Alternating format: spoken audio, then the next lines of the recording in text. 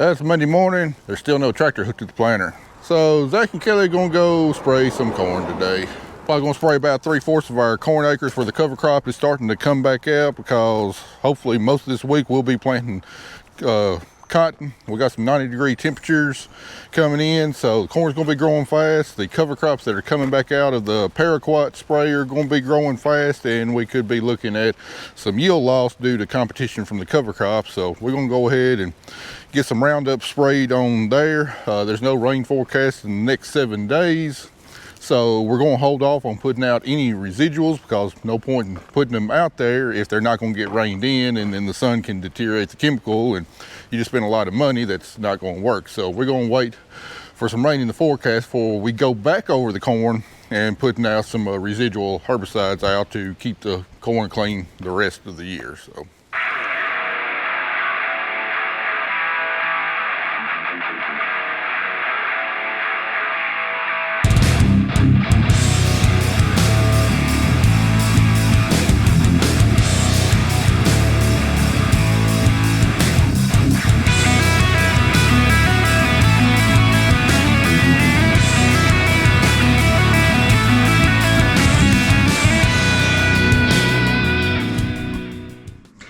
You ready to go pick tractor up? They finally got it ready. Earlier than I expected today. So we got to change plans yet once again, because Kelly's still in town. We need to go get it. Hallelujah, we might get some cottonseed in the ground today. Well, there she sits. It's actually pulled outside and still outside by the time we got up here. That's a good sign. All that stuff is nice and clean up in there now. I'm gonna go check with the service manager, make sure everything's still a-okay. All right, well, the service manager gave us the green light. We are going to make some tracks for Mason Grove. It is now almost 2:30 in the afternoon, and my goal is to get home, get the duals put on, get hooked up the planter, filled up with seed, and get about 62 acres of seed planted today before I go home. And as long as everything goes like it shouldn't be a problem. However, I don't know if anything's gone like it should so far this year. We have now lost 3.5 days of the best cotton planting weather that we've had in probably 5 or 6 years. I know in our last video, some of the frustration I was feeling actually came out, and I just want to make clear that all y'all understand that I was not frustrated with the dealer at all. I was frustrated with the situation, and I was also frustrated with CNH. The situation, was that multiple things went wrong on this repair that caused the repair to drag out a lot longer than what we had originally planned. Problems with bolts breaking, having to drill them out of the housing, O-rings going bad after it had already been assembled, stuff like that. There was maybe a couple of things that could have speeded up the process if the mechanic that was working on it, if he had, seen some things and could have already had parts on hand. But that I'm not going to criticize anybody for that. I work on stuff a lot myself too. I understand that it's impossible to account for everything that you might need when starting a project. Some things just can't be avoided. So I'm really pleased with the dealer, really pleased with the mechanic. I mean, they got this thing in the shop just as soon as I got it up there. They worked on it whenever they had parts on hand. They were working on it. So I've got no fault at all with the dealer up here in Union City. I thought they did a great job with under the circumstances that we were having to deal with. It's just unfortunate that all these things went wrong and it took longer than it should. But anyway, it's really going to be hard to tell if this thing is actually fixed until we get it hooked to the planter and get to the field. So we're looking at probably a minimum of a 2.5 hour drive to get this sucker home. Now we're back. It took right at 2 hours. Quicker than I thought. Let's see how quickly we can get this sucker ready to go to the field.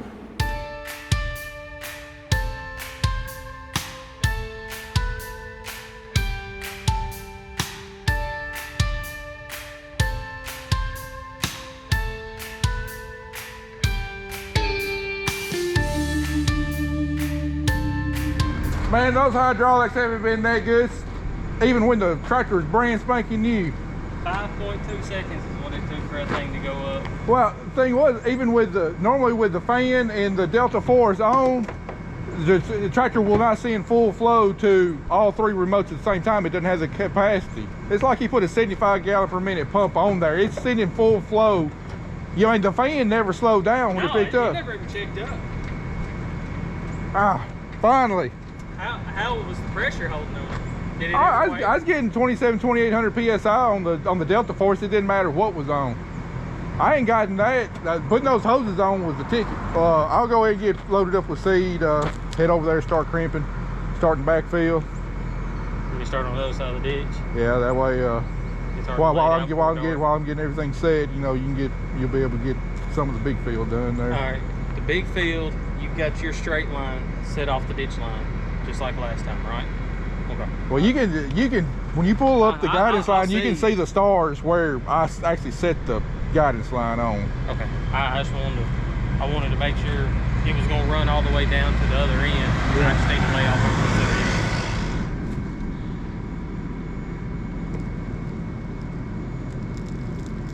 All right, what we got here, what we're going to start on is a brand new GMO technology in cottonseed. It's called ThriveOn, and it's made by Bayer. And you know, in addition to having resistance to Roundup, Liberty, Extend, those chemicals, you know, it's also got the BT technology for resistance for worms. All that stuff has been around for a while.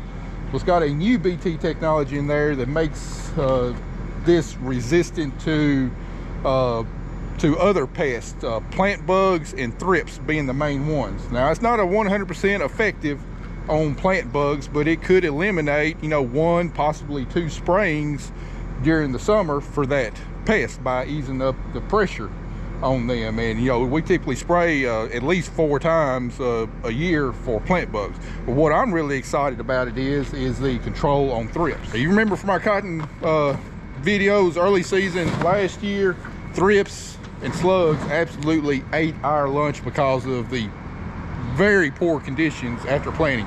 It was cold and wet, and the cotton was not growing. It's just sitting there, and it was getting eaten alive with thrips. We wound up having to spray it twice just to keep the cotton alive, and ultimately it was the start of the downfall of our cotton crop last year.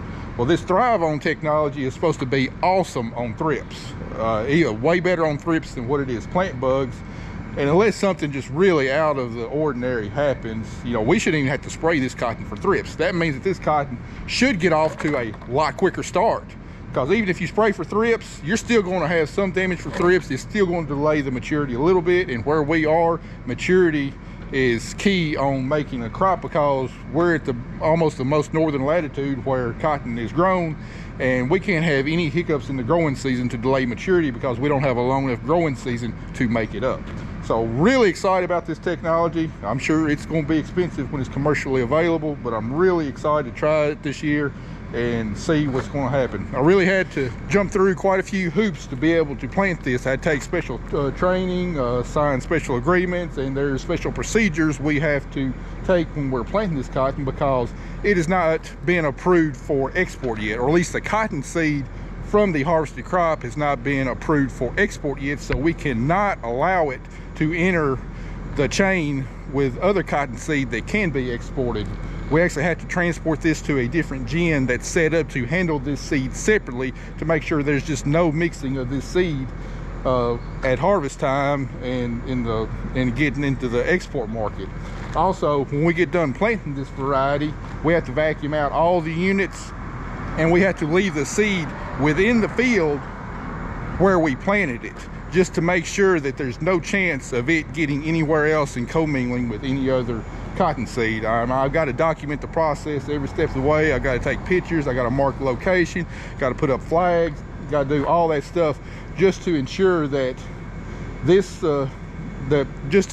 the cotton seed from the cotton that is harvested does not enter the export market at all, because if it's caught in the export market and it hadn't been approved, that's a pretty serious bad deal. So we're going to do everything that's required of us to be good stewards and make sure we're following all the rules on planting this, because it's not commercially available yet. I think 250 growers across the U.S.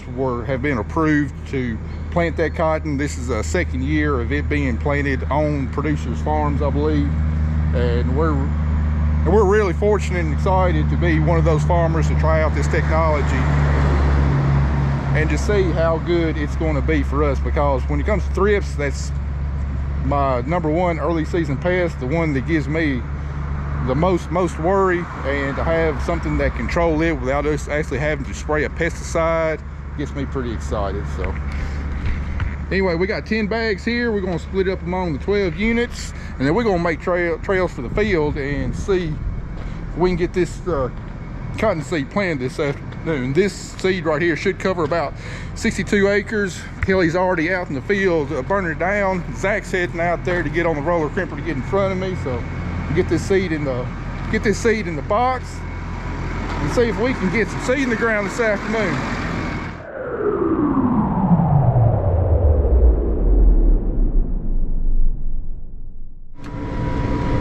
All right, guys, I might be fashionably late as always, but I finally made it to the party.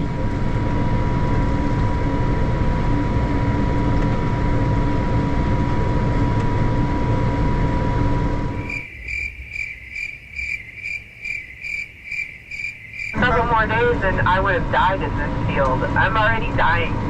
Wow. Sound like the other two ain't quite as excited as I am about putting some seed in the ground. Maybe that has something to do with the fact that I've probably been completely unbearable for at least the last 4 to 5 days while I've been getting delays on getting this tractor fixed. I don't know. Everything's all good now. As usual, I'm going all the way to the back of the farm to get started because I am absolutely confident nothing will go wrong. I'm so confident that nothing will go wrong, I don't even have the service truck out here. In fact, I get this across the creek yet. No, she just finished spraying it and my left front's down.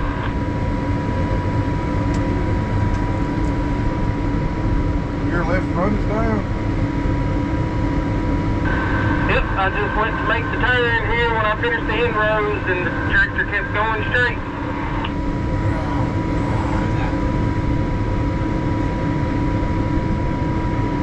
You got any idea what caused it? I'd be willing to bet a deer antler was a part of it. I would not doubt it either.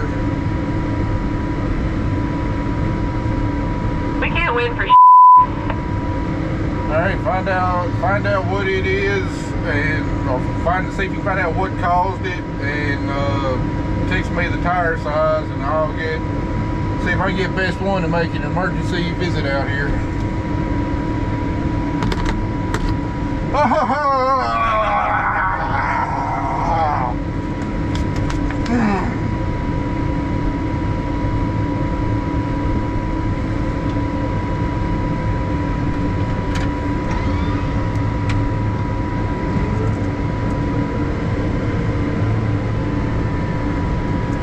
That's it. I'm quitting. I'm gonna call D-Wet, have an auction, and find an easier job with less stress.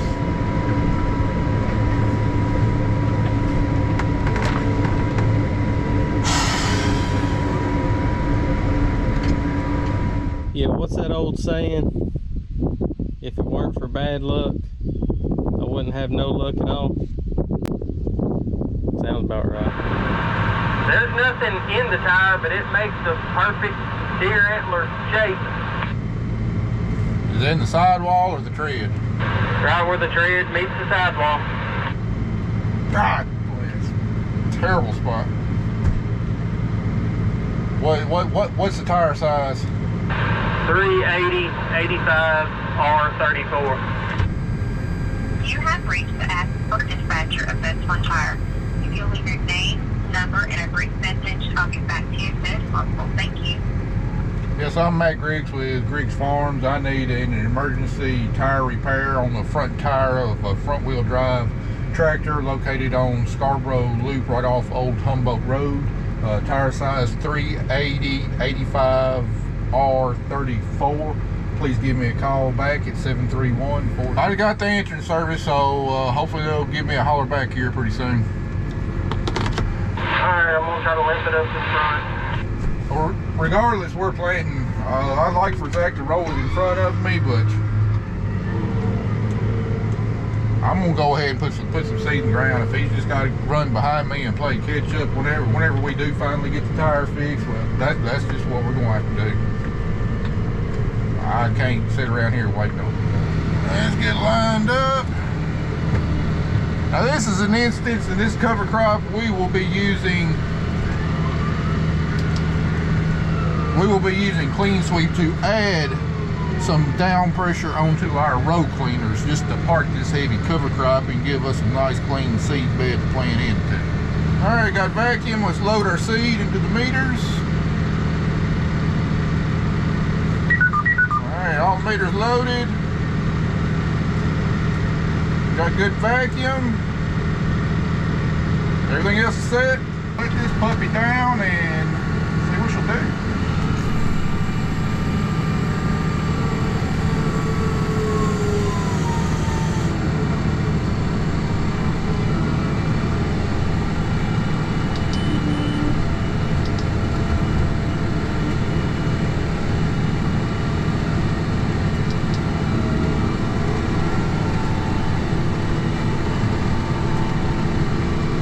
That's far enough. Let's get out and check our seed depth.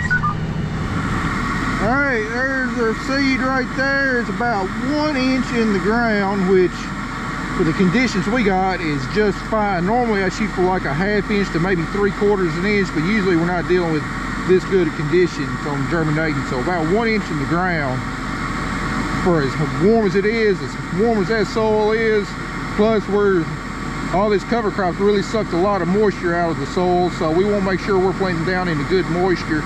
1 inch should be a pretty good target depth for us, and that's right what you said on. It's like I hit it right the very first time. Hell, no more setting to do on this. We can just go ahead and put seed in the ground.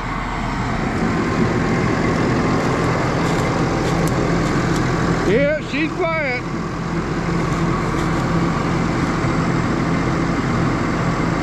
Cut just like that when it's not this, somewhere else. I ain't gonna put a boot. When you open it up, it is a perfect. I ain't gonna put a boot in that. Well, they're not gonna recommend putting a boot in it. But unless they got another tire sitting on the lot, that's what I'm gonna tell them to do. Well, the only thing I've rolled is these inrows, so keep my heads up. I'm gonna wait and go behind it. Well, I mean, I just don't want you to catch it either. As many deers out here, you didn't find the only one out here. So I'm just gonna, hopefully they'll call me back soon before you lose all hair. See if you can leave it right up here before you come down to the bottom and try and find a level spot. And I'm just gonna keep planting and just have to go behind it. I'll just go behind it. Yeah, because none of my guidance lines were matching up. I guess because the signal was bouncing because of the trees, I had to do the inroads by hand. Well, everything's good on my part, so I'm gonna put seeds in the ground. Hello? It's gonna be about an hour and a half or something. I can get somebody there. You good with that? Yeah, I mean, if that's the best you do, that's the best you can do. I mean, I can send him out there. He's in Humboldt, somewhere in Humboldt now. I can send him out there to see, or Milan, I'm sorry. Yeah. He's in Milan. I can see if he can swing by there and see if he can get it fixed. I know you can put a boot in it and you can fix it. It might only be a temporary fix, but you know, if it's nothing for me to get my crop planted, you know, I can deal with getting a replacement, you know, after we get our crop planted. That's fine. All right, can you, you want to just drop me a pin where you're located and I'll send it home? Yeah, I'll drop a pin at the road entrance. All right, drop me the pin and I'll send it to him. We'll get somebody to head their way. 10-4, appreciate it. Thank you. Bye. Hey, Kelly just got loaded up with her second load of the day.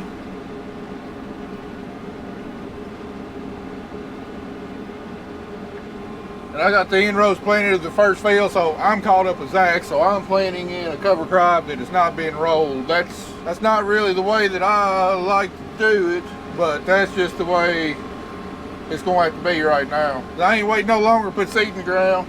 And there's a couple of reasons I like the crimper to go in front of the planter. First reason doesn't even apply anymore because used to in my mix I would have hairy vetch and Austrian winter peas in this mix, and that stuff's real viney. It grows up to cereal rye and other grasses. And my splitter units, my front units, the one you use plant soybeans with, they'll typically grab all the vetch in the winter pea and just drag it to the edge of the field because stuff's so viney and it catches on everything. But we don't have that mix this year, so that's why I'm able to plant without Zach rolling it first. Second reason I like to have the roller crimper go in front is that for cotton's so sensitive to environmental conditions and coming up and getting a stand, and cover crop can inhibit germination and it coming up to a good stand. And I like to go behind the crimper and let my row cleaners clear out a row. And after the planters run through, you kind of got a bare space for sunlight to get down in and really warm the ground and keep it warm. Also, you don't have any shade down there for slugs to get down in the seed trench as bad. Whereas the crimper goes behind the planter, it can lay a lot of the cover crop over the row and provide shade for the slugs, and the sun can't reach the ground as well. But the conditions we got right now, we got dry conditions, we got hot conditions. Slugs are not a concern for me unless we happen to have a cold snap, which really isn't in the forecast. And it's just more important that I just get this seed in the ground. I think it'll come up just fine. I know my corn's come up to a beautiful picture perfect stand. Soybeans are coming up to a great stand. So, everything's looking good with the crops I planted, and I really don't expect any problems with my cotton crop. Yep, it's that time of day again. Time for the lights to come on. But in other news, got almost 20 acres planted so far. 20 out of the 62 I'm going to get done today. Everything is running smooth, and these hydraulics, man, are awesome. My Delta Force is holding pressure. Planter's picking up good. Man, I think we finally got this puppy fixed. These hydraulics working better than when the tractor was brand new. Between replacing the hydraulic pump, a canister filter with a new canister, and then us running those 5/8 inch lines back to the Delta Force alternator and air compressor, and this thing is doing exactly what she's supposed to be doing. Running 2,700 psi on the pressure. I've never gotten 2,700 psi on the pressure, and I'm running my hydraulics at a lower flow than what I was running before. Every time I used to, when I'd pick up the planter, or ever since I've had this planter, whenever I pick up the planter, wouldn't have enough hydraulic flow going to the alternator, the fans, and pick it up, and you hear my fan slow down. I'd lose vacuum. Didn't really cause any issues, just kind of aggravating. Now my fan's not slowing down, nothing's slowing down whenever I pick the planter up. It's almost like they installed like the Mega Flow hydraulic pump from the T8 series, which is the bigger series than this. I don't think that's possible. I don't think that's what they did, but whatever they did, replacing the hydraulic pump, they got this sucker fixed. Man, I'm tickled pink. And in other news, Best One showed up to get Zach's tire patched up. Where the hole in the tire is, it really shouldn't be booted because it's right there on the sidewall where the sidewall meets the tread. And I mean, these radial tires, you got a lot of flex, and boots aren't recommended there because there's a good chance that they won't hold. But they don't have any Alliance tires in stock to replace it with, and we need to get up and going. So we're gonna, I told the guy to put a boot in there and just see if we can get done with cotton planting. Then I can deal with getting a replacement tire after that. When you're getting planted and harvest, you just do whatever you can just to get by and get the job done. And then when you get done, you have time. That's when you take your time and you fix it right and permanent. Anyway, I got about 40 more acres to go before I turn the lights off tonight and go home and get something to eat. I'm already getting hungry. This could turn into a bad deal. Alright, looks like best one got Zach all back going again. I'm gonna pause down here, let him start. I guess I'm taking the water truck in. Alright, I'm gonna pause down here, let Zach start right where I stopped, let him get a little ways in front of me, that way I'm planting behind him. And I gotta tell you, I'm really blessed where I'm farming at. I've got several companies that are just top notch, you know, to bend over backwards to give me what I need, when I need it, keep me going again. And in farming, that's absolutely critical. I mean, you saw one instance, best one, coming out here. It's now, you know, 8:30. He got out here early, got Zach up and going after our was called. Now, it's going to cost me. I'm going to pay for that service. But the fact that they're great at what they do and they offer that service, you know, keeping me going. You know, H&R, got my tractor fixed better than you, even though we ran into some hiccups, some delays on getting everything we needed and getting it right. Still, they kept at it. They got me up and going good. You know, motor parts in Humboldt, Napa. You know, what we seen was hydraulic hoses. You know, just getting me what I needed and back up and going. You know, I got Tennessee Tractor. Don't do near as much business with them because I don't have very much John Deere equipment, but they've been excellent also. The Helena, the First Farmers Co-op, you know, the branches that I do business with are supplying me with chemicals and seed, getting me what I need, you know, making trips out here, you know, special requests, all that kind of stuff, man. Without them, man, I don't know what I'd do. And I know other people in other parts of the country are not as fortunate to be as blessed as I am with some of their suppliers and everything else. Can't say enough good things about the guys that keep me going. They might not be the cheapest around, in a lot of cases they're not. A lot of times you get what you pay for, and I try to be loyal to the companies who have really taken care of me, even if it winds up costing me a little bit more. And I believe, you know, that philosophy has been a big part of our success because they know that I'm loyal to them, and for the most part they'll bend over backwards to help me out. Man, Zach's got that tractor rolling. He might just skip over any more deer antlers out there. I don't know, maybe I should have loaned him my helmet. He might need it. Well, as you can see, I'm planting into cover crop that has not been rolled down yet. Yep, that's right. Zach's tire went down again. I now understand why it is not recommended to put a boot in the sidewall of a tractor tire. I wouldn't expect it to hold forever, but I was hoping it'd hold for a few days anyway. So Zach is parked. I've been on the phone with Best One. They're showing to have one tire at the store in Jackson. But as they say, with the way things are, it may or may not be down there. They do have quite a few in Brownsville. But the thing is where this farm is, it's only about a 15-minute tractor drive from the Jackson store. So, and they said I could get a service call tomorrow. They're not sure what time. So the tire will still hold there for a little while. I'm hoping it'll hold it long enough for 15 minutes. I'm hoping that tire is over at the Jackson store. And first thing in the morning, we can just drop that roller cripper and Zach can drive the tractor over to the Jackson store and get it fixed a whole lot quicker than if we were to wait on a service call. If the tire's not at the Jackson store, while Zach's coming over here and getting the tractor, going to the Jackson store, I'm going to have to drive 30 minutes to Brownsville, pick a tire up, and carry it over to the Jackson store. Don't know what's going to happen. We'll just have to get it figured out in the morning.